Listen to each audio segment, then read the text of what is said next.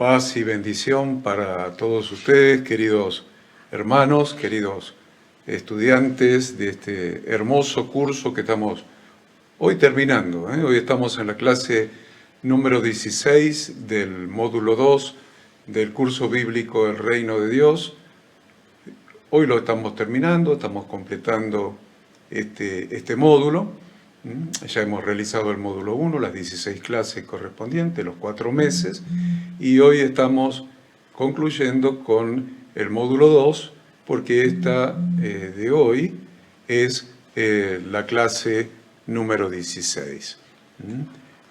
Yo les doy la bienvenida, por supuesto, les doy la bienvenida a este curso, a esta clase, fundamentalmente a esta clase, y nos vamos a poner a estudiar una lección muy linda, muy apasionante, pero antes me gustaría hacerles un anuncio.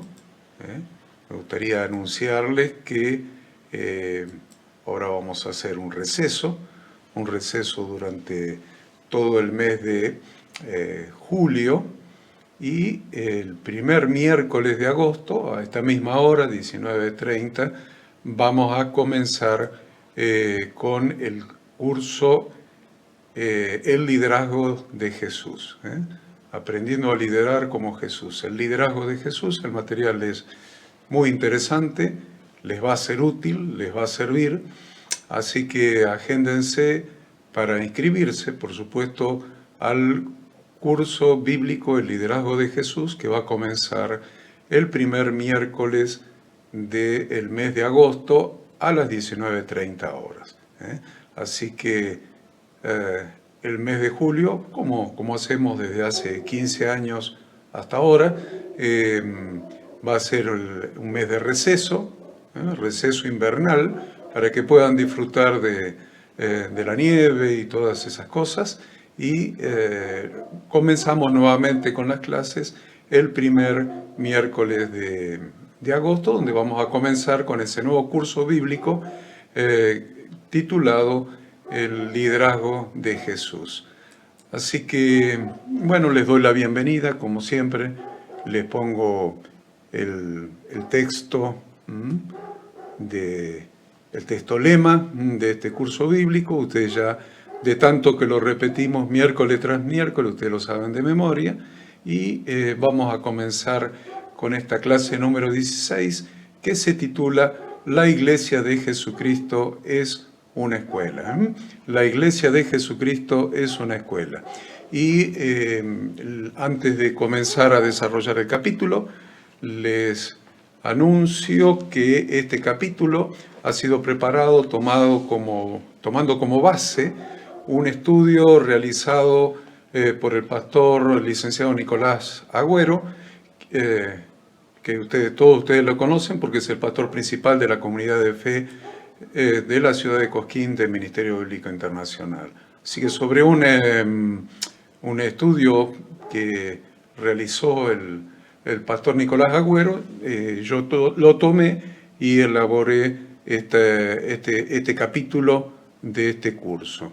Así que vamos sin más preámbulo, vamos a la introducción. Vamos a comenzar hablando de Jesús. Jesús es el centro y la circunferencia de toda nuestra vida, de todo nuestro ministerio, de todo nuestro quehacer.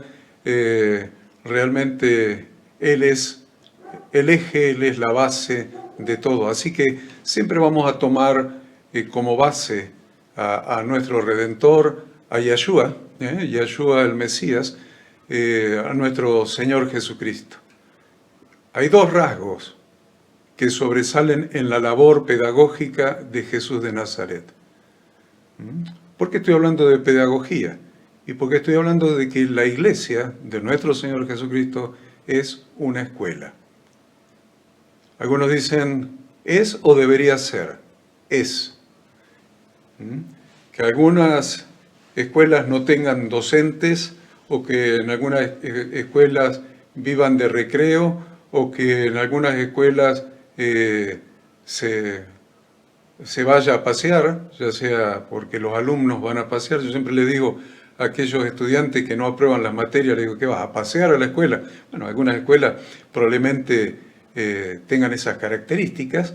No obstante, bíblicamente hablando, la iglesia es una escuela. Por eso estamos analizando estos dos rasgos que sobresalen en la labor pedagógica de Jesús de Nazaret. Estos dos rasgos son la cercanía y el amor. Acuérdense, la cercanía y el amor.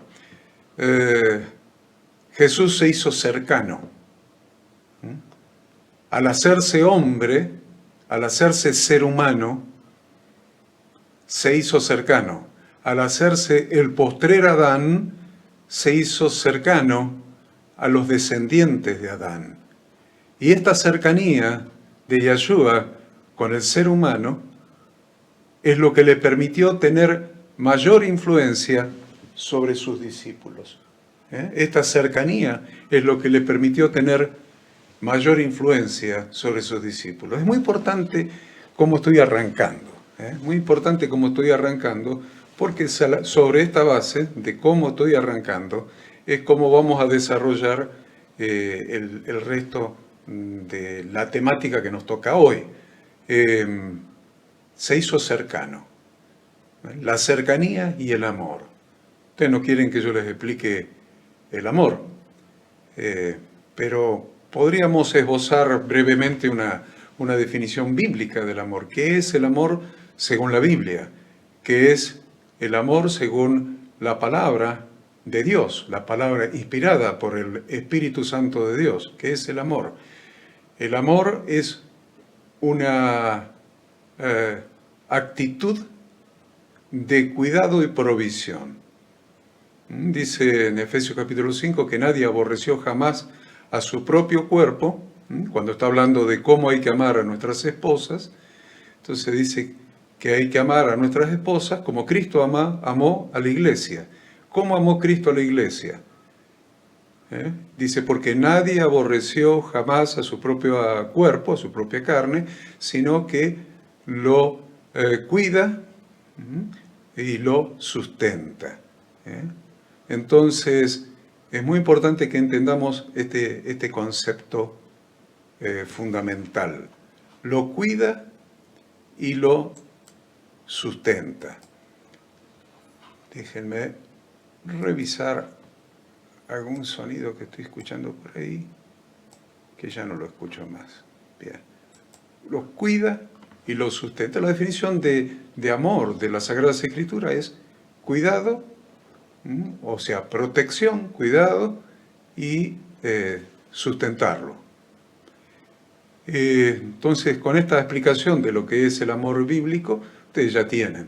Pero me estoy enfocando en lo que es la cercanía, porque las dos características de Jesús en su labor pedagógica eran cercanía y amor. Amor ya sabemos. Es un cuidado, es una protección, es una provisión. Pero la cercanía, ¿qué es? Bueno, en el modelo de Yeshua, la cercanía fue que se hizo hombre. No escatimó el ser, de ser igual a Dios, dice la traducción de la Reina Valera del 60. Probablemente la definición que tendríamos que tomar ahí, pero no vamos a entrar en teología más profunda, sería ser un ejad. Un ejad. Dios es uno. Yahweh, nuestro Dios, uno es, pero ese ejad en hebreo no es la otra palabra que se usa en hebreo para expresar uno.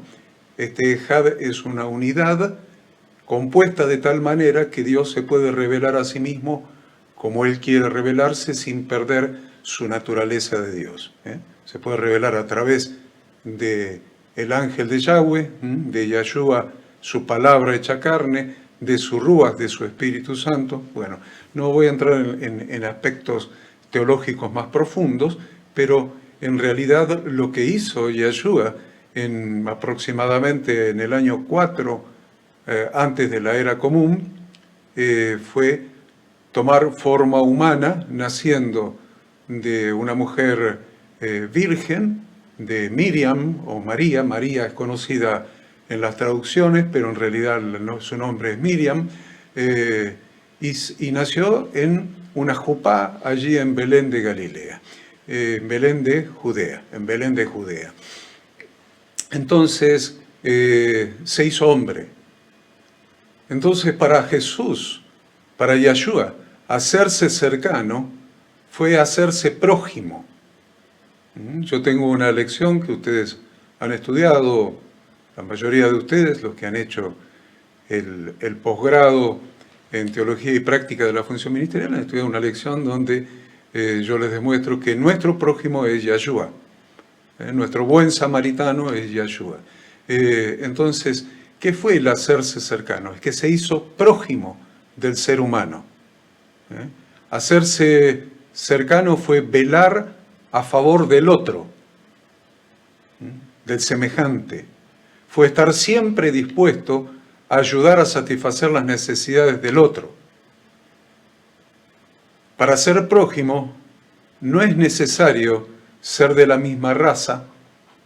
Para ser prójimo no es necesario ser de la misma procedencia.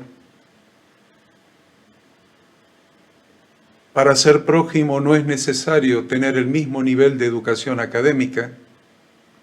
Simplemente se trata de tener la intención explícita de buscar el bien del otro. Estoy realmente dando cosas fundamentales en esta introducción. Es buscar, y les dije, es tener la intención explícita, puesta de manifiesto. ¿En qué? En las acciones, de buscar el bien del otro. La cercanía a nivel humano es un rasgo que genera empatía.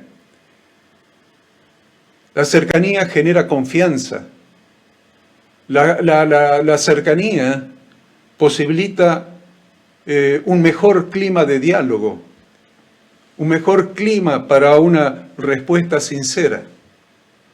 Optar por la cercanía desde lo humano es optar por un rasgo de la pedagogía de Jesús de Nazaret que crea un nuevo modo de relación. Un nuevo modo de relación al proponer no solamente verse como semejantes, sino que invita desde Jesús a un paso aún más profundo. Y les voy a dar este paso que es aún más profundo que los que les he explicado hasta ahora. Es hacerse cercano con el que está caído. Hacerse cercano con el que está caído. Con el que está caído de la gloria de Dios. El que está caído de la palabra de Dios, de la Torá de Dios, de la instrucción de Dios, que ha abandonado la casa del Padre y está lejos. Está lejos del Padre y está lejos de su palabra, está lejos de sus instrucciones, está perdido en el pecado. Está muerto y perdido. Como cada uno de nosotros, que estábamos muertos en nuestros delitos y pecados. Entonces, esta cercanía de Jesús, este modelo que tomamos desde Jesús mismo, es hacerse cercano al que está caído. Sabemos que el antónimo, lo contrario de la cercanía, es la distancia. Y como tal, esta es una de las características de la educación autoritaria. La distancia es una característica de la educación autoritaria. En este tipo de educación, el maestro no se quiere ver involucrado con los estudiantes. Mantiene la distancia, no se involucra. El autoritarismo es una de las características donde prima la ley por la ley en sí. Prima la ley por la ley en sí. Muy importante lo que le estoy diciendo. Manual de convivencia en frío. La ley por la ley. La acumulación de las faltas, el reglamento de trabajo, los cánones del contrato de trabajo. La ley por la ley. Y no la ley por el ser humano. El autoritarismo evita el compromiso en lo humano y huye hacia la rigidez y la norma, que de por sí la rigidez y la norma son incapaces de crear relaciones. Cuando la cercanía se da, se crea un mejor clima de relaciones. Cuando la cercanía se da, se crea un mejor ambiente. Se crea un ambiente más transparente, más auténtico, que les permite a las personas mostrarse más fácilmente tal y como son. Jesús enseña con autoridad porque mientras los escribas y los fariseos buscan los privilegios y los primeros puestos, Jesús actúa y enseña a sus discípulos a actuar con espíritu de servicio. No en una distancia jerárquica, no en una distancia de mayor conocimiento, de mayor profesionalidad, de mayor teología, de mayor jerarquía, en definitiva, de un mayor cargo, no la distancia. Eso hacían los escribas, eso hacían los fariseos. Se sentaban como legisladores en la cátedra de Moisés. Buscaban los privilegios, buscaban los primeros puestos, pero Jesús actúa y enseña a sus discípulos a actuar con un espíritu de servicio. Veamos entonces, según el gran maestro, quién puede ser considerado maestro.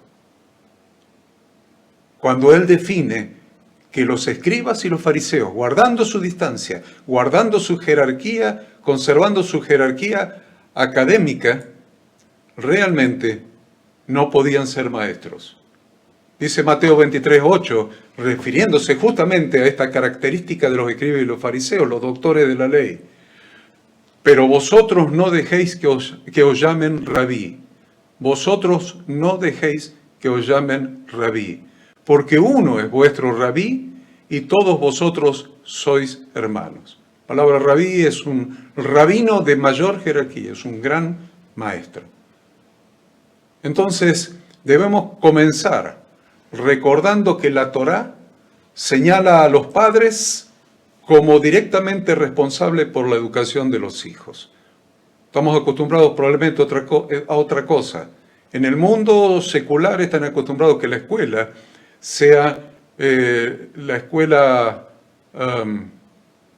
primaria, secundaria, preescolar, sea la responsable de la educación de nuestros hijos. Sin embargo, la Torá establece claramente que no es así. Pero dentro del mundo religioso se cree que el maestro de escuela dominical o de escuela bíblica es el responsable de la educación cristiana de nuestros hijos. Pero la Torá dice otra cosa. La Torá señala a los padres como directamente responsables por la educación de sus hijos. Por ello el Talmud plantea la cuestión de los huérfanos, una categoría que en la Torá representa a los desprotegidos, quienes podrían quedar virtualmente desprovistos de educación. Sin embargo, tanto principalmente la ley oral, el Talmud, prevé la formación, la educación aún de los huérfanos. Así que hablamos de los padres, pero ahora estamos hablando de aquellos que no tienen padres. La pregunta que tenemos que contestarnos inmediatamente es: ¿a qué vino nuestro Señor Jesucristo? ¿A qué vino? Porque lo que queremos definir es que la iglesia de nuestro Redentor Jesucristo es una escuela. Entonces tenemos que definir, ya hemos definido cuál es su pedagogía. ¿Cuál es la base? ¿Cuáles son los dos pilares de su pedagogía? El acercamiento y el amor. Queda claro eso. Por eso la pedagogía empieza en casa. Empieza por quienes más aman a un ser humano pequeño, que son sus padres. Sigamos con Yeshua, sigamos con nuestro Señor Jesucristo. ¿A qué vino Él? Entonces, buscamos en su discurso en Nazaret donde Él se había criado, porque comenzó su ministerio en Capernaum, una ciudad marítima, donde Él había fijado su residencia junto con su madre y probablemente sus hermanos. Pero un día vino a Nazaret, donde se había criado, y el día de reposo, de acuerdo a su costumbre, es decir, lo que hacía cada día de reposo, es entrar en la reunión, entrar en la sinagoga, y como era su costumbre, también entendía lo que es la mutua edificación y la exhortación mutua. Y en esa época la única Biblia que había era el Antiguo Testamento, el Tanaj, y a él se le dio el libro, el rollo del profeta Isaías en esa oportunidad, y él participó. Es un gran modelo, y él participó. Y dice la Escritura que se le dio el libro del profeta Isaías, y habiendo abierto el libro, halló el lugar donde estaba escrito: el Espíritu del Señor está sobre mí, por cuanto me ha ungido para dar buenas nuevas a los pobres. Me ha enviado a sanar a los quebrantados de corazón, a pregonar libertad a los cautivos y vista a los ciegos, a poner en libertad a los oprimidos, a predicar el año agradable del Señor. Y enrollando el libro, lo dio al ministro y se sentó. Y los ojos de todos en la sinagoga estaban fijos en él, y comenzó a decirles: hoy se ha cumplido esta escritura delante de vosotros. Qué impactante, si ustedes se ponen a pensar, qué impactante fue ese modelo, ese momento. Qué impactante fue ese momento en el ministerio de nuestro Santo Maestro, donde Él se define su rol, su función, ampliamente utilizando el libro del profeta Isaías. Ahora, nosotros estamos hablando de metodología, ¿Cuál es la metodología? ¿Cuáles son los métodos? Los dos métodos principales que Yeshua utilizó para cumplir con todas estas cosas que él había anunciado ahí en la sinagoga en Nazaret. Uno de los métodos más conocidos y lo que más espera la gente es la realización de milagros. Es el más conocido.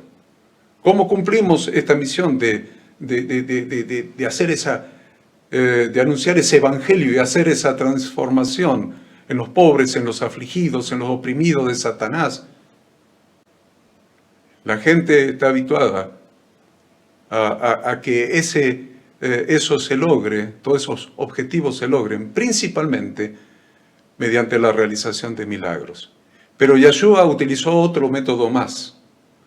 Utilizó el método que a la gente menos le interesa. Y estoy incluyendo pastores, líderes y miembros de las congregaciones. El método que menos quiere la gente, pero sin embargo es el que más utilizó Yeshua. Es el que más utilizó él. Fue el de la enseñanza. Si ustedes miran en Juan 17, van a leer: estas cosas habló Jesús, y levantando los ojos al cielo dijo: Padre, la hora ha llegado. Glorifica a tu Hijo, para que también tu Hijo te glorifique a ti, como le has dado potestad sobre toda carne, para que dé vida eterna a todos los que le diste. Y esta es la vida eterna, que te conozcan. ¿Cuál es la vida eterna? Ahí es donde nos detenemos. Y esta es la vida eterna, que te conozcan a ti, el único Dios verdadero, y a Jesucristo a quien has enviado. Yo te he glorificado en la tierra, he acabado la obra que me diste que hiciese. Ahora pues, Padre, glorifícame tú al lado tuyo con aquella gloria que tuve contigo antes que el mundo fuese. ¿Cuál es la vida eterna? Que te conozcan a ti, el único Dios verdadero, y a Jesucristo a quien has enviado. El verbo es el verbo conocer. El verbo conocer. Y tengan en cuenta esto, y subráyelo en su Biblia, que te conozcan, el verbo conocer.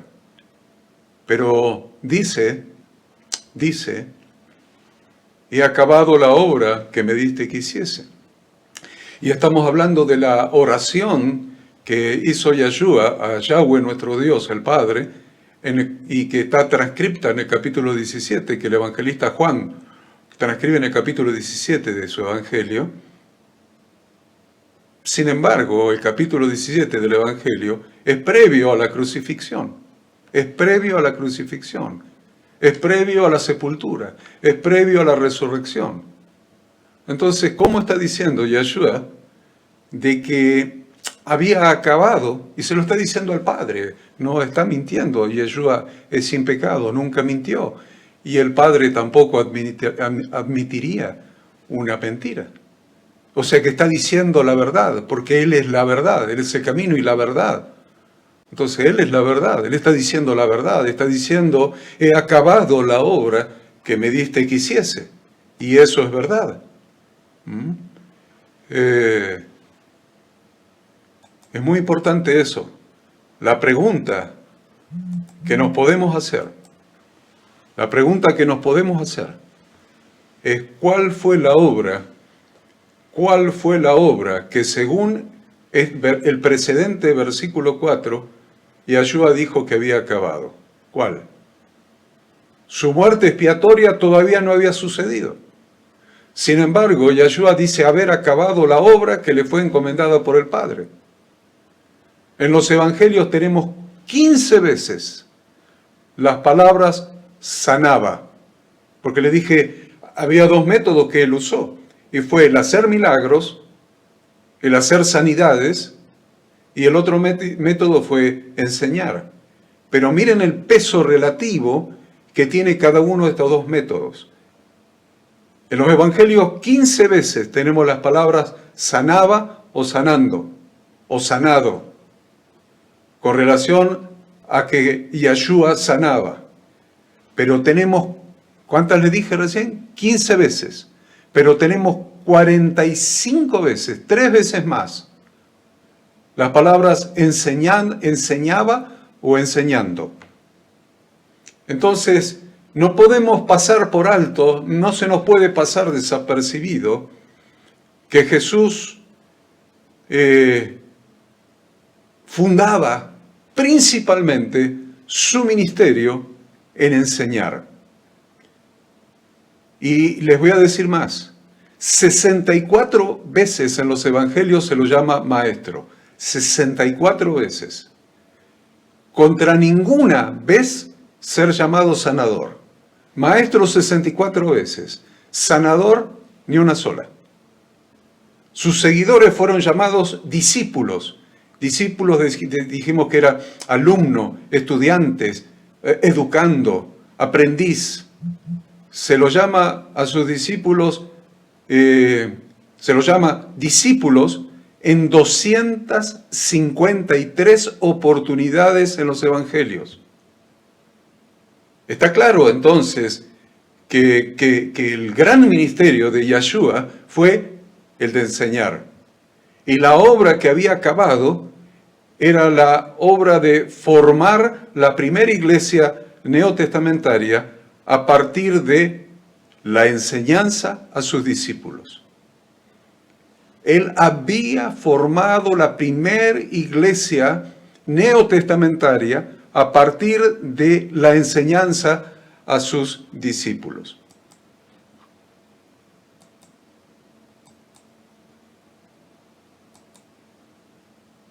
Qué importante que es que entendamos esto. Qué importante es que podamos meditar en relación a estas cosas.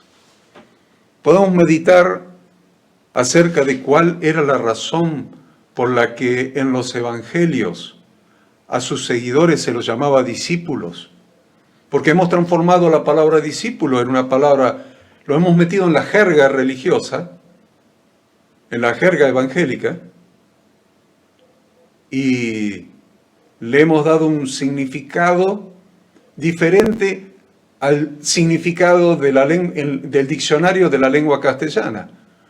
Discípulo probablemente sea alguien que asiste a una iglesia, discípulo probablemente sea para algunos alguien que se bautizó, otros alguien que recibió a Cristo en su corazón y sus pecados fueron perdonados, alguien que asiste a todas las reuniones, pero sin embargo, discípulo significa estudiante, significa alumno, significa aprendiz, significa educando. Entonces, ¿cuál es el motivo por el cual se lo llama de esta manera a los seguidores de Yeshua?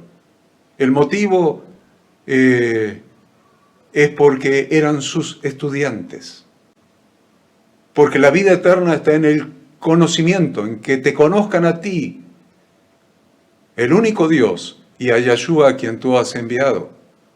Entonces, ¿por qué era tan importante la palabra discípulo, la palabra estudiante? ¿Por qué para Yeshua eran tan importantes sus estudiantes que hizo algo que siempre nos ha llamado la atención, que es que ponía requisitos muy fuertes, requisitos muy elevados para ser un discípulo suyo? En Lucas 14 vemos, por ejemplo, si alguno viene a mí y no aborrece a su padre y madre y mujer e hijos y hermanos y hermanas y aún también su propia vida, no puede ser mi discípulo. Y el que no lleva su cruz y viene en pos de mí, no puede ser mi discípulo. ¿Qué está diciendo? ¿Qué barbaridad está diciendo? ¿Qué requisitos son estos para poder ser un alumno de Yeshua? ¿Qué requisitos son estos? Todo este aborrecimiento y todo, en definitiva, aún de la propia vida, para poder ser su discípulo, su alumno, su estudiante. Jesús puso requisitos muy elevados para poder pertenecer a su grupo de alumnos, muy elevados. Esperen que se lo voy a poner en la pantalla. Puso requisitos muy elevados para poder pertenecer a su grupo de alumnos, siendo el principal requisito que él puso el de tener un corazón dispuesto. Escuchen esto, porque eso es lo que significa el texto que leímos en Lucas 14, 6, y también leímos el versículo 27. El principal requisito que él pone es tener un corazón dispuesto a dejarlo todo y ponerlo en primer lugar a él y a sus enseñanzas. Eso significa aborrecer. Ser capaz de dejarlo todo para ponerlo a él en primer lugar y sus enseñanzas en primer lugar. Y el segundo de los requisitos era hacer los sacrificios necesarios para ser capacitados para servirlo, para conocerlo y servirlo, dejando de lado nuestros gustos, nuestros entretenimientos, tiempo, descanso, ocupaciones. Eso es tomar la cruz. Tomar la cruz es dejar de lado nuestros gustos, nuestros entretenimientos, nuestro tiempo, nuestro descanso, nuestras ocupaciones, todo durante el periodo en que nos hemos dispuesto a ser sus discípulos, a ser sus estudiantes, a ser sus aprendices, a ser sus alumnos. Y hoy, esos requisitos que él les estaba poniendo a sus discípulos de su época, de la época donde él estuvo en la tierra tabernaculizando en un cuerpo humano, es el mismo requisito que nos pone a nosotros hoy. El mismo requisito, los mismos requisitos, no han cambiado de ninguna manera. Entonces, Ya entendimos varias cosas en esta lección. Lo estoy haciendo lento y detenidamente, lento y profundo para que les quede claro, porque esta es una lección fundamental. Tenemos que entender además dónde enseñaba Jesús. Yeshua, ¿dónde enseñaba? Yeshua de Nazaret, Jesús de Nazaret, Jesucristo, ¿dónde enseñaba? Porque ya hemos definido que su principal función, más importante que sanar personas, echar fuera demonios o resucitar muertos, era enseñar la Torá de Dios, enseñar las instrucciones de Dios a sus discípulos. ¿Dónde enseñaba él? Bueno, la respuesta es simple. Él enseñaba donde quiera que él estaba. En donde quiera que él estaba, él enseñaba. Por ejemplo, en las sinagogas.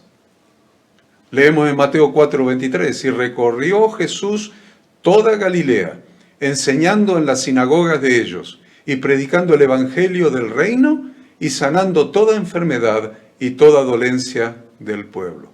¿Qué es lo primero que dice? ¿Qué es lo primero que dice en cumplimiento de su ministerio en este versículo que acabamos de leer? Recorrió Jesús toda Galilea. Lo primero que dice es enseñando en las sinagogas de ellos. Lo segundo, y predicando el evangelio del reino. Tercero, y sanando toda enfermedad y toda dolencia en el pueblo. Pero no solamente enseñaba en las sinagogas, enseñaba en las montañas. Enseñaba en las montañas, en las laderas de las montañas, en la cumbre de las montañas, en definitiva en los montes. Mateo 5, 1 y 2. Viendo la multitud, subió al monte, y sentándose, vinieron a él sus discípulos, y abriendo su boca, les enseñaba, diciendo, y les daba la enseñanza. Pero enseñaba en el templo, en el lugar más santo de la nación de Israel, en el templo. Marcos 12:35. Enseñando Jesús en el templo, decía, ¿cómo dicen los escribas que el Cristo es hijo de David? ¿Cómo dicen los escribas que el Cristo es hijo de David? ¿Dónde estaba enseñando? En el templo. Ahora, hay otro lugar donde él enseñaba. En Marcos 2:13 nos dice que enseñaba también en el mar. ¿Cómo en el mar? A ver si dice que enseñaba en el mar. Dice, después volvió a salir al mar y toda la gente venía a él y les enseñaba. Donde quiera que él estaba, enseñaba. En una barca. De hecho, que esto está relacionado con el punto anterior, ¿no? Enseñaba en el mar, en una barca. Lucas 5:3. Y entrando en una de aquellas barcas, la cual era de Simón, le rogó que la apartase de tierra un poco, y sentándose enseñaba desde la barca a la multitud. Pero también enseñaba en un lugar clave para nosotros, hoy en día. Enseñaba en las casas, Mateo 13:36. Entonces, despedida la gente, entró Jesús en la casa. En este caso, está hablando de su propia casa. Yo sé que muchos en el imaginario popular lo ven a Yeshua como un linchera, como un homeless, como un sin tierra, un sin casa, un homeless, sin hogar, durmiendo abajo de los cartones, tapado quién sabe con qué por las calles. Pero no es mi Redentor, mi Rey, mi juez, mi Señor, mi Maestro. Él tenía casa. ¿Por qué tenía casa? Porque trabajaba. Y el que trabaja, sea con mucho esfuerzo o con más esfuerzo todavía, puede construir una casa. Si no la puede comprar, la puede edificar. Y Yeshua trabajaba. Y él decía, mi padre trabaja y yo trabajo. Entonces él tenía una casa. Entonces dice ahí el versículo que despedida la gente, entró Jesús en la casa Y acercándose a él sus discípulos le dijeron, explícanos la parábola de la cizaña del campo. Entonces, en la casa, esto está estableciendo patrones, está estableciéndonos patrones, está estableciéndonos modelo. Él mismo dijo, el discípulo no es mayor a su maestro, mas si fuere perfeccionado, será como su maestro. Y eso es lo que nosotros queremos hacer, ser perfeccionados en el conocimiento de la palabra de Dios para ser como Él. Él es nuestro modelo. Él es la estatura que queremos alcanzar. Queremos alcanzar la estatura de la plenitud de Cristo. Pero muchas veces leemos eso de estar en Efesios capítulo 4, hasta que todos lleguemos a la unidad de la fe y del conocimiento y nos olvidamos de esa parte, pero nos vamos a que alcancemos la estatura de la plenitud de Cristo. Y cuando nos pregunta, ¿qué es lo que querés en tu vida? Alcanzar la estatura de la plenitud de Cristo. ¿Y qué estás haciendo? ¿Qué estás haciendo para alcanzar la estatura de la plenitud de Cristo? Bueno, estoy yendo a todas las reuniones en la congregación. Perfecto, en la iglesia. Está bien. ¿Qué estás haciendo? Estoy adorando, cerrando los ojos para adorar y hablo en lenguas angélicas en la adoración. Qué bueno. Pero, ¿eso te hace alcanzar la estatura de la plenitud de Cristo? La estatura de la plenitud de Cristo es llegar a incorporar en nosotros, en nuestra vida y principalmente en nuestro ministerio, su modelo de ministro, su modelo de maestro. ¿Cómo ejerció el ministerio? Haciendo milagros, perfecto. Ahora, ¿tenemos que incorporar ese modelo de hacer milagros? Por supuesto. Por supuesto. Mayores cosas, dice, haréis. Mayores cosas haréis. Y esta señal seguirán a los que me siguen. Mayores cosas. Entonces, el modelo de hacer milagros también está incluido. La señal de apóstol, los prodigios, los milagros están incluidos. Pero más importante todavía que hacer milagros es tomar su modelo como maestro de Torá, como maestro de Evangelio, como maestro del reino de Dios, como maestro de las enseñanzas del reino de Dios. Por eso, Yahshua, antes de su ascensión, Jesucristo dejó un mandato universal a todos los discípulos de todos los tiempos, de ese tiempo y de este tiempo. El mandato de Jesús no es para nada diferente al modelo que Él estableció, es decir, a lo que Él hizo. Todo lo contrario, Jesús nunca nos manda a hacer algo que Él no haya hecho antes. ¿Vieron? Nos manda a bautizarnos, por ejemplo, pero Él fue el que dio el ejemplo. Él fue el que se bautizó antes de nosotros, se bautizó antes que sus seguidores, antes que sus discípulos. Entonces Él estableció el modelo. Ahora, Él estableció el modelo de maestro y Él lo hizo antes y haciéndolo estableció este modelo. La gran comisión es enseñar, porque a través del conocimiento de Dios una vida puede ser transformada y puede perdurar hasta que Yahshua nos venga a buscar. Y usted dice, no, ¿cómo va a perdurar hasta que Yahshua nos venga a buscar? Nos vamos a morir, la mayoría de nosotros, más los que estamos más viejos, nos vamos a morir antes que Él venga. Y resucitaremos cuando escuchemos, con nuestros oídos espirituales, escuchemos la trompeta. Y cuando nuestros oídos espirituales escuchen el sonido de la trompeta, nuestras células van a ser reconstituidas y vamos a adquirir un cuerpo glorificado para ir a recibir a Yahshua en las nubes.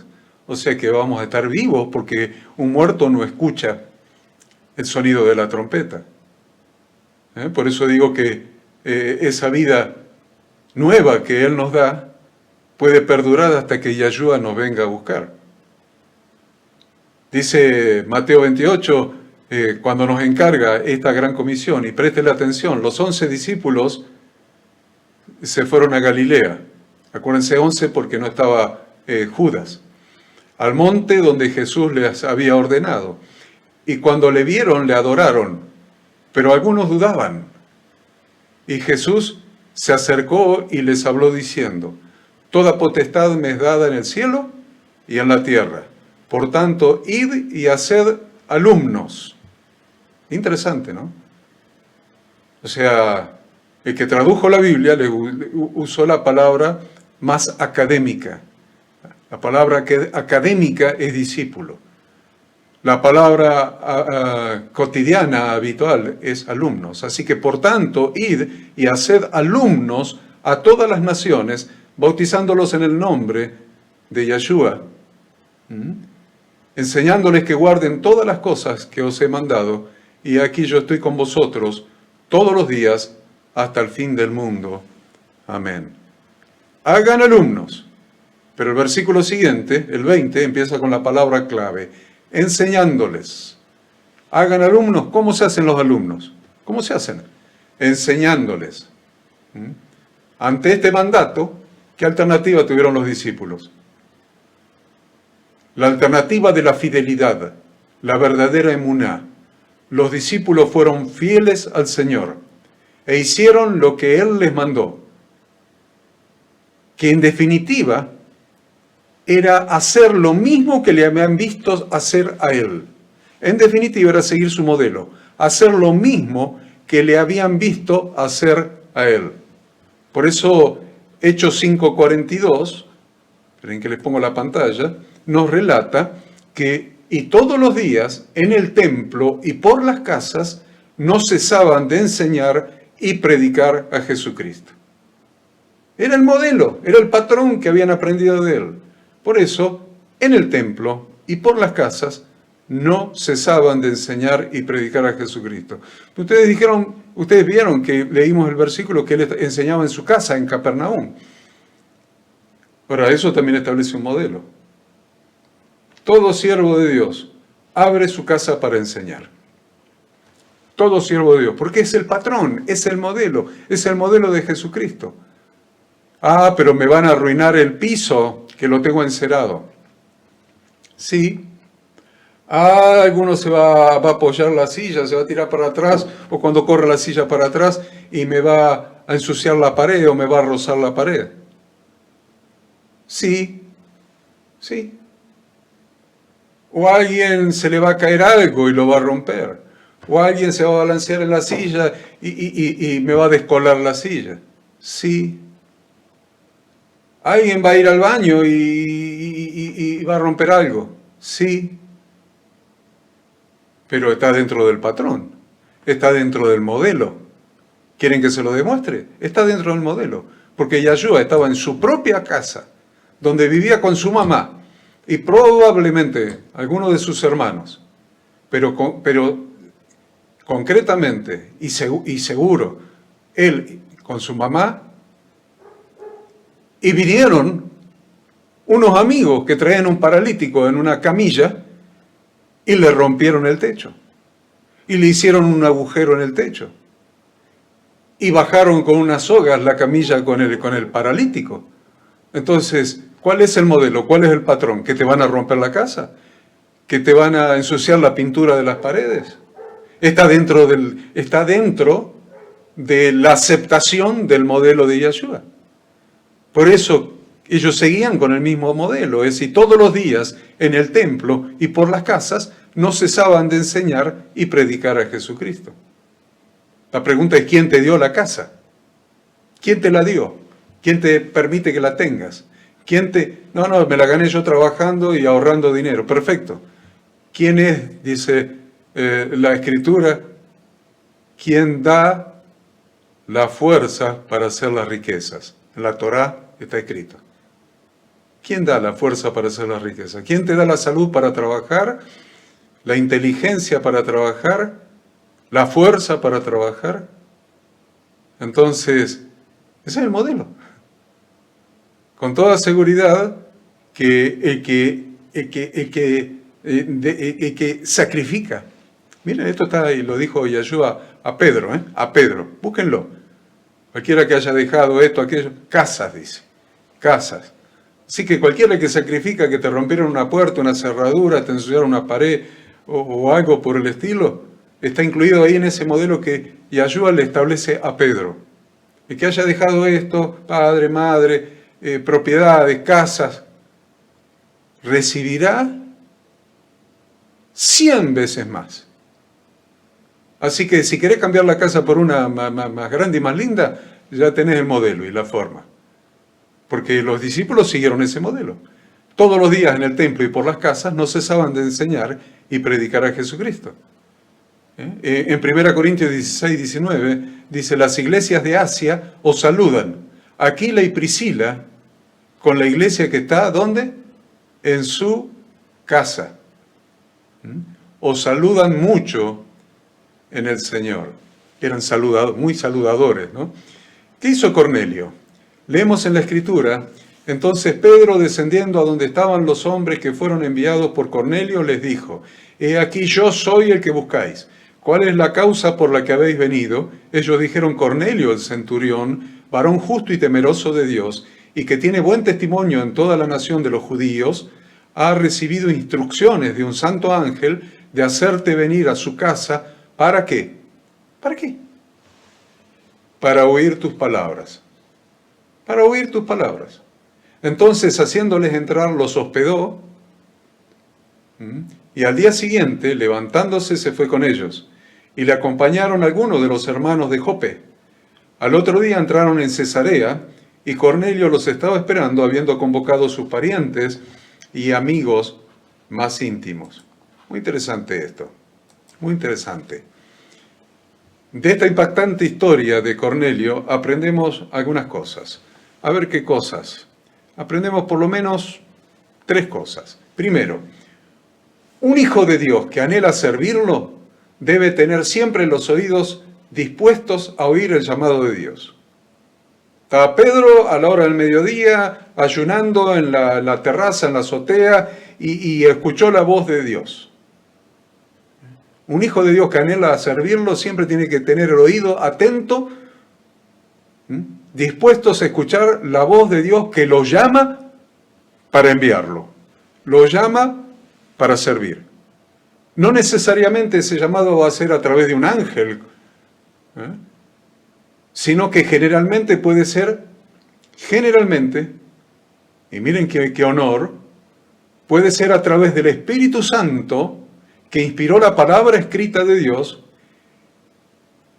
y producto de un corazón sensible ante la necesidad de la gente. Dios me puede hablar a través de su palabra. Si tengo un corazón sensible hacia la gente, Dios a través de su palabra, inspirada por su Santo Espíritu, me puede hablar. Solamente que debo tener siempre los oídos dispuestos, atentos a oír el llamado de Dios.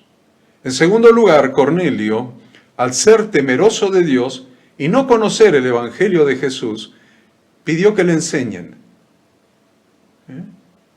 Quiero escuchar las palabras, quiero que me enseñen, porque esta es la vida eterna, que te conozcan a ti, el único Dios verdadero, y a Jesucristo a quien has enviado. Que te conozcan, quiero que me enseñen. Tenía hambre de la palabra, tenía hambre de la palabra de Dios, al igual que muchas personas de nuestro tiempo que tienen hambre de la palabra de Dios. Y en tercer lugar, Cornelio, aunque todavía no había adquirido conocimientos, sin embargo, comenzó a servir al reino de Dios, invitando a parientes y amigos a su casa para que escuchen la predicación de Pedro. Todavía no había recibido conocimiento, todavía no había recibido la palabra, pero ya había empezado a servir al reino de Dios, invitando a sus parientes y amigos para que escuchen la palabra de Dios. Por eso la narración bíblica continúa diciendo, cuando Pedro entró, salió Cornelio a recibirle y postrándose a sus pies, adoró. Mas Pedro se levantó diciendo, levántate, pues yo mismo también soy hombre. Y hablando con él, entró y halló a muchos que se habían reunido. ¿Invitó a uno? ¿Invitó a dos? ¿Invitó a tres? No, queridos alumnos, invitó a muchos, porque Pedro entró y halló a muchos que se habían reunido y les dijo: vosotros sabéis cuán abominable es para un varón judío juntarse o acercarse a un extranjero. Pero a mí me ha mostrado Dios que a ningún hombre llame común o inmundo. Por lo cual, al ser llamado, vine sin replicar. Así que pregunto, ¿por qué causa me habéis hecho venir? ¿Qué hizo Pedro? 3 cosas hizo Pedro. En primer lugar, se acercó a la gente con un corazón humilde. Se acercó, se lo voy a poner en la pantalla para que lo puedan seguir. En primer lugar, se acercó a la gente que para él eran inmundos. Eran inmundos, eran gentiles, pero se acercó a la gente con un corazón humilde, sin destacar las diferencias que pudiera haber tenido con ellos por haber recibido la bendición de haber nacido como judío, como miembro del pueblo de Dios. En segundo lugar, aceptó que Dios no hace acepción de personas. Es una aceptación muy fuerte para un judío. Pedro aceptó que Dios no hace acepción de personas. También destacó su obediencia a Dios al acercarse a ellos. Obedeció a Dios, admitiendo que no existe ningún ser humano inferior, no existe ningún ser humano que sea descartable. Pedro, en tercer lugar, fue obediente al llamado de Dios sin contradecirlo, aún sin saber con qué se iba a encontrar en esa casa. Su respuesta fue sencillamente: heme aquí, envíame a mí, diríamos, para parafrasear a Jeremías. También vemos el ejemplo de Pablo. ¿Cómo fue el ejemplo de Pablo? Él dijo: ¿quién eres, Señor? ¿Se acuerdan cuando iba camino a Damasco a apresar creyentes, cristianos, para llevarlos presos a Jerusalén? Y se le apareció nuestro Santo Maestro, nuestro Redentor, en el camino, lo iluminó de tal manera que cayó de caballo y quedó ciego. Y dijo: ¿quién eres, Señor? Y le dijo: yo soy Jesús a quien tú persigues. Dura cosa te dar coces contra el aguijón. Él, temblando y temeroso, dijo: Señor, ¿qué quieres que yo haga? Y el Señor le dijo: levántate y entra en la ciudad y se te dirá lo que debes hacer. En primer lugar, Saulo, en su primer encuentro con Yeshua, fue invadido por el miedo de estar desagradando al Señor. ¿Cuál era su temor de Dios? Temor de estar desagradándole.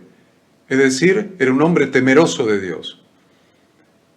Saulo en el primer instante manifestó su disposición a obedecer al Señor. ¿Qué quieres que haga? ¿Qué quieres que yo haga? No dio excusas, ni puso requisitos, como vemos que es costumbre de algunos cristianos en la actualidad. Excusas, requisitos. No, porque la casa es chica. Mira, si en una casa chica, no hay una casa donde no entre una mesa, por lo menos. Una mesa con 4 sillas, ¿te gusta? 6 sillas, ¿te gusta? Entonces, ahí tenés el número de gente que podés invitar y que se puedan sentar a la mesa. No puso excusas, no puso requisitos. El Señor lo hizo ponerse en marcha, para después decirle lo que quería de él. ¿Se dieron cuenta? Primero el Señor prueba la disposición a obedecer, recién luego revela su propósito para tu vida. Ah, Señor, revélame tu propósito. No, vamos a probar si estás dispuesto a obedecer. Después te voy a revelar el propósito, pero primero quiero saber si estás dispuesto a obedecer. Lo primero que quiero saber es si estás dispuesto a obedecer. Es muy interesante esto, porque muchos están: oh Señor, revélame tu voluntad, revélame tu llamado, Señor, sobre mi vida. Señor, quiero ser un siervo. Y yo he escuchado a algunos decir cada barbaridad. Un ministerio a las naciones. ¿Saben las veces que yo escuché, Señor, dame un ministerio a las naciones? ¿Saben que quieren? Irse de vacaciones a Estados Unidos, o irse a residir a Estados Unidos, o irse a algún país del primer mundo. Dame un ministerio a las naciones. Es vergonzoso. El Señor no te va a dar ningún ministerio a ninguna nación, ni siquiera a la Argentina. No te lo va a dar si primero no prueba tu corazón y tu corazón demuestra que estás dispuesto a obedecer. Por eso, cuando Él dice, Señor, ¿qué quieres que yo haga? Dame un ministerio, ¿qué quieres que yo haga? El Señor, ¿qué le dijo? Ahora te voy a mandar a tener un ministerio y le vas a predicar a reyes y le vas a predicar al emperador, le vas a predicar hasta Nerón, que te va a cortar la cabeza. No le dijo nada de eso. ¿Saben lo que le dijo? Levántate y entra en la ciudad y ahí se te va a decir lo que debes hacer. Levántate y entra en la ciudad y ahí se te va a decir lo que debes hacer. Se levantó, lo llevaron porque estaba ciego adentro de la ciudad y claro que sí, ahí el Señor le habló y le dijo lo que iba a hacer y le habló a Ananías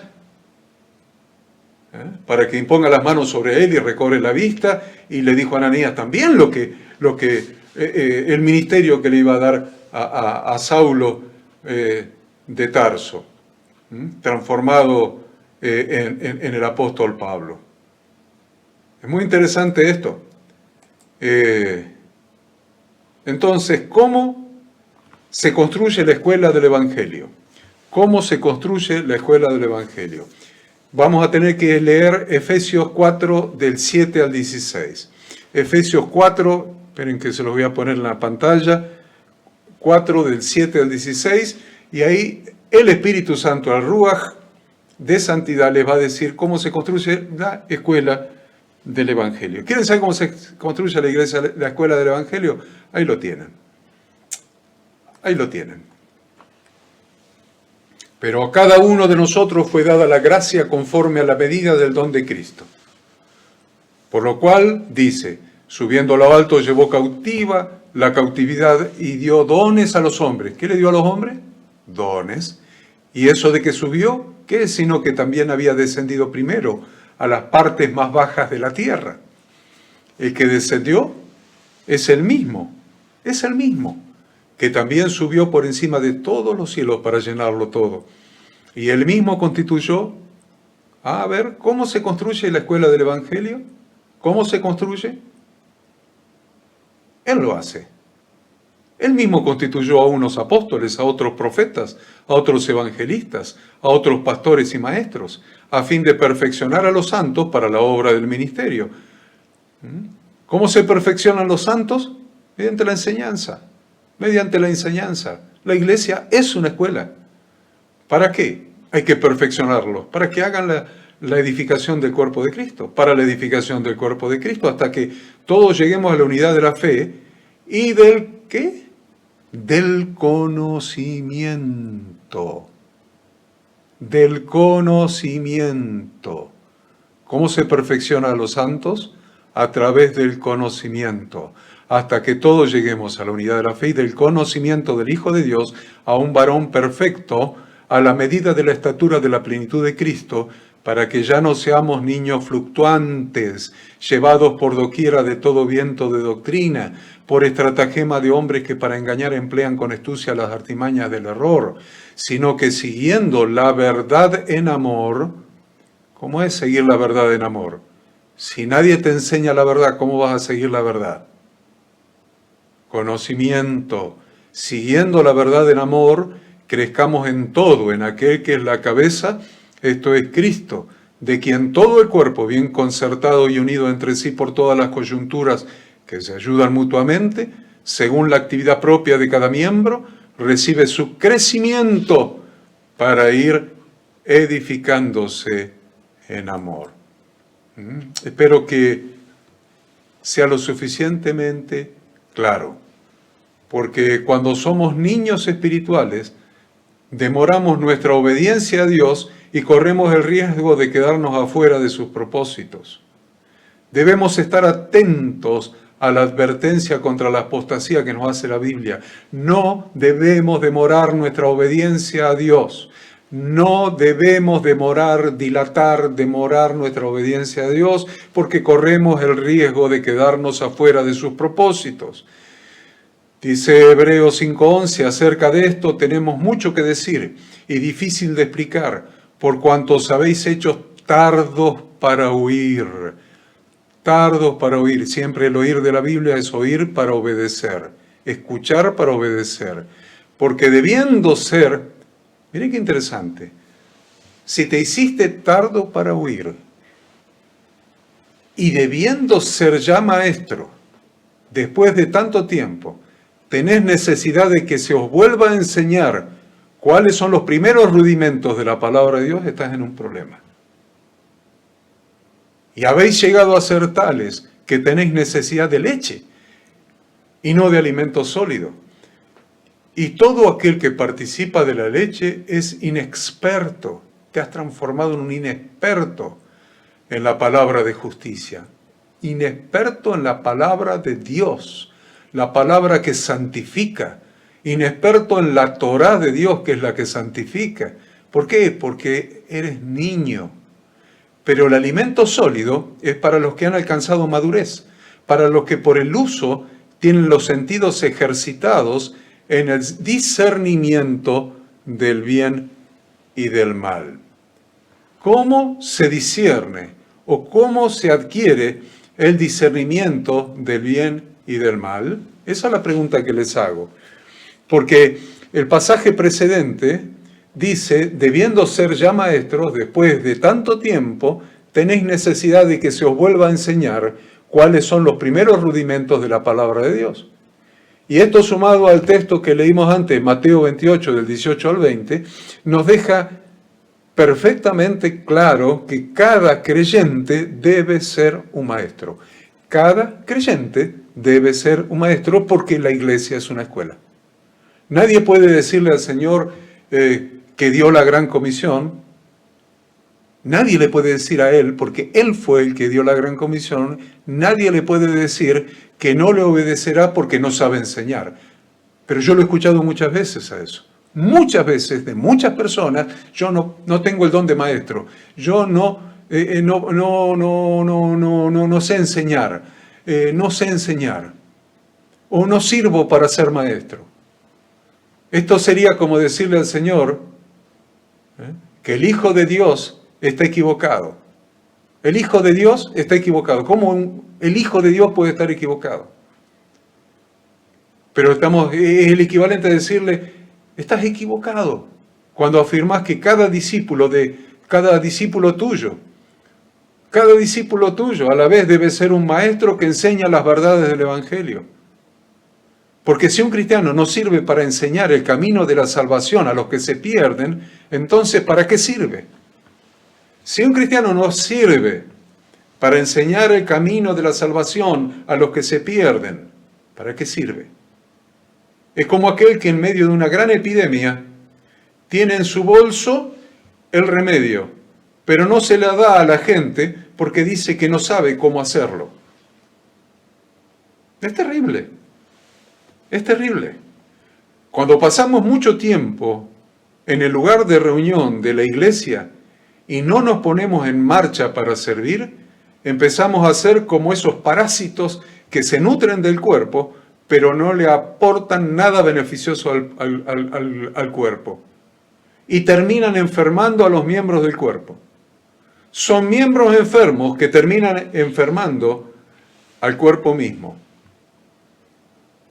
Entonces, en primer lugar, es necesario que creemos una escuela del Evangelio. En primer lugar, es necesario que creemos una escuela del Evangelio, en la que cada casa sea un aula. Esta es la propuesta que les estoy haciendo. Crear una escuela del Evangelio en la que cada casa sea un aula. Que podamos enseñar en las casas como lo hacía el apóstol Pablo, según él mismo lo expresa en la siguiente escritura. Y como nada que fuese útil he rehuido de anunciaros y enseñaros públicamente y por las casas, testificando a judíos y a gentiles acerca del arrepentimiento para con Dios y de la fe en nuestro Señor Jesucristo. ¿Quién de ustedes no puede enseñar esas cosas? Dice Deuteronomio 11:18. Por tanto pondréis estas mis palabras en vuestro corazón y en vuestra alma, y las ataréis como señal en vuestra mano, y serán por frontales entre vuestros ojos. Y las enseñaréis a vuestros hijos, hablando de ellas cuando te sientes en tu casa. En la casa. La casa es un aula. A ver, lo voy a poner en orden. La primer aula es nuestra propia casa. Y la segunda aula es la congregación de Dios.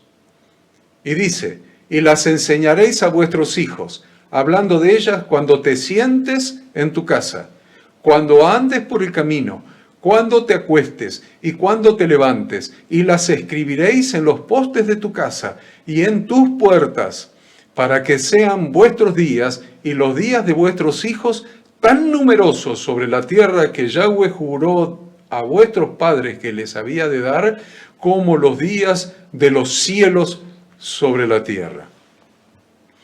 Veamos brevemente, para ir terminando, el consejo que el apóstol Pablo le dio a Timoteo. Acuérdense que en su primera carta lo instruye de la siguiente manera, en su primera carta, de esta manera. Esto manda y enseña. ¿Qué le dice? Esto manda y enseña. No podés mandar sobre algo que no enseñaste. No podés mandar sobre algo que no enseñaste primero. Y les dice, ninguno tenga en poco tu juventud, sino que sea ejemplo de los creyentes ¿en qué? En palabra, conducta, amor, espíritu, fe y pureza. Entre tanto que voy, ocúpate de la lectura, la exhortación y la enseñanza. Te pregunto, querido alumno, hoy en esta última clase de este módulo 2, ¿te estás ocupando de estas cosas? Porque el versículo 13, léalo en su pantalla, dice, entre tanto que voy, ocúpate en la lectura, en estudiar la palabra de Dios. Ocúpate en la lectura, la exhortación y la enseñanza. ¿Te estás ocupando de estudiar la palabra de Dios? ¿Te estás ocupando de alentar a los hermanos para que lo hagan? ¿Te estás ocupando de la enseñanza, de enseñar la palabra de Dios? Si no lo estás haciendo, hoy es el tiempo de que decidas comenzar a hacerlo. Y sigue diciéndole, no descuides el don que hay en ti, que te fue dado mediante profecía, con la imposición de las manos del presbiterio. Ocúpate en estas cosas. Ocúpate en estas cosas. Permanece en ellas para que tu aprovechamiento sea manifiesto a todos. Ten cuidado de ti mismo y de la doctrina. Interesante. Que tenga cuidado de la doctrina. Si no estudias la palabra de Dios, ¿cuál es tu doctrina? ¿Cuál puede llegar a ser tu doctrina? ¿Lo que otro te enseñó? ¿Lo que te enseñó tu pastor? ¿Lo que te enseñó un cura? ¿Lo que te enseñó un rabino? ¿Cuál es tu doctrina? Si no estudias la palabra de Dios, ¿cómo podés obedecer a esta palabra inspirada por el Ruach, por el Espíritu de Santidad? Ten cuidado de ti mismo y de la doctrina.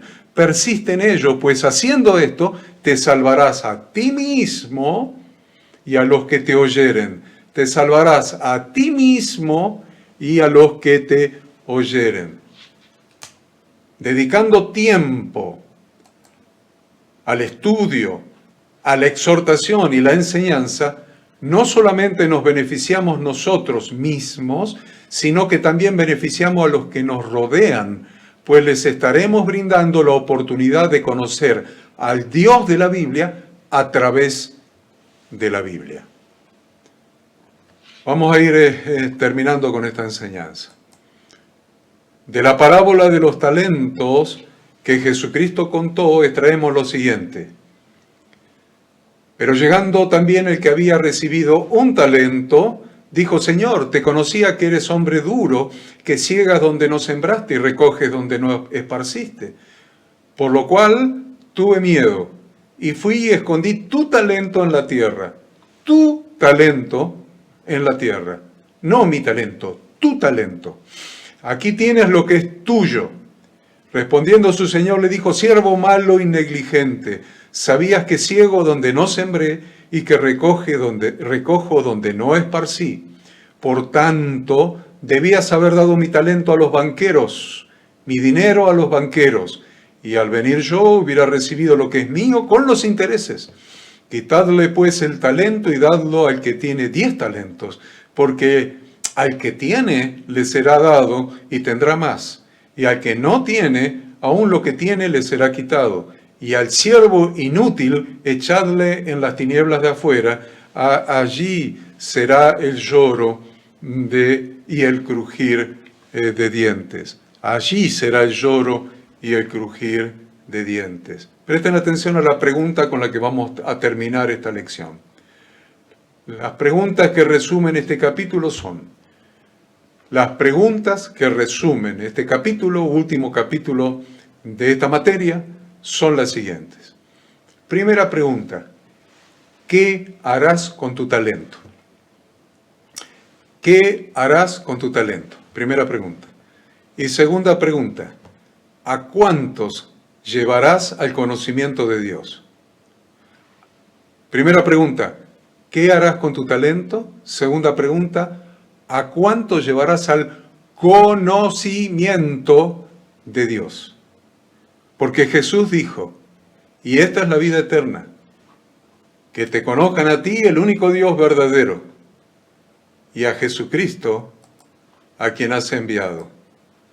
Y esta es la vida eterna, que te conozcan a ti, el único Dios verdadero, y a Jesucristo, a quien has enviado. ¿Qué harás con tu talento? Que sabemos, porque lo hemos leído recién, que no es tuyo, es de Dios. Es de Dios. Su talento que puso en vos, ¿para qué? Para que lleves a las personas al conocimiento de Dios. Porque la iglesia, sin lugar a dudas, es una escuela. Es una escuela de Biblia. Es una escuela de palabra de Dios. Es una escuela de Torá. Es una escuela de las instrucciones de Dios para que la vida de las personas dé en el blanco y cumpla el objetivo para el cual Dios le dio la vida a cada ser humano. Y fundamentalmente, para que vos mismo cumplas el objetivo para el cual Dios te dio la vida. Yo les agradezco. Por supuesto, les agradezco a todos ustedes por haber compartido conmigo esta clase. Gracias. Ya puedo decir nosotros. Gracias por compartir. Le voy a poner una imagen muy bonita, a ver. Gracias por haber compartido con nosotros esta clase y esta materia en general. Yo quiero decirles que no se olviden de mandar el resumen de este capítulo para completar esta materia, este módulo 2. Envíenlo lo más pronto posible. Y bueno, los que hayan cumplido los requisitos recibirán el diploma completo, general, del curso bíblico El Reino de Dios. Así que yo les agradezco a todos ustedes por haber compartido con nosotros esta clase. Obviamente,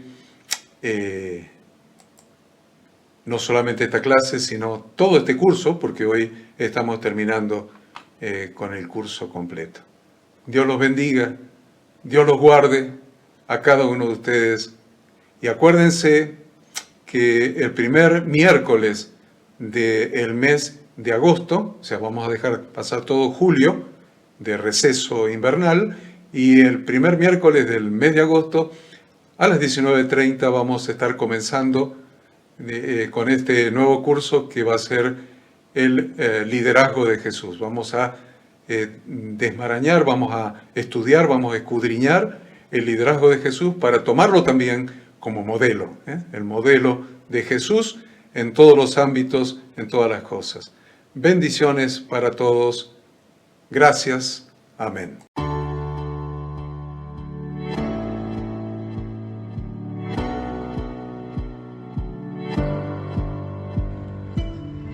Esperamos que tú también conozcas esta herramienta que durante los últimos 18 años ha sido útil para las iglesias de todo el mundo de habla hispana, capacitando cientos de siervos de Dios.